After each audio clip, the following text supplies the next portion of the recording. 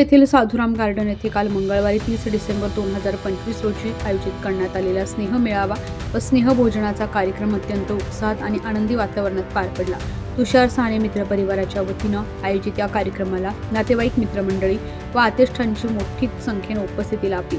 नातेसंबंध अधिक दृढ करणे, स्नेह आणि आपुलकी वाढवणे हा या मेळाव्याचा मुख्य उद्देश होता। कार्यक्रमादरम्यान उपस्थितांनी मनमोकळ्या गप्पा, आठवणींची उजळणी आणि आपुलकीच्या संवादातून आनंद साजरा केला। यानंतर आयोजित करण्यात आलेल्या स्नेहभोजनाचा सर्वांनी मनसोक्त आस्वाद घेतला। कार्यक्रमादरम्यान आपुलकी, एकोपा आणि आनंदाचं वातावरण अनुभवायला मिळालं। कार्यक्रम यशस्वीरित्या पार पाडण्यासाठी उपस्थित सर्व मान्यवरांचे, नातेवाईकांचे व मित्रमंडळींचे आयोजकांनी आभार मानले।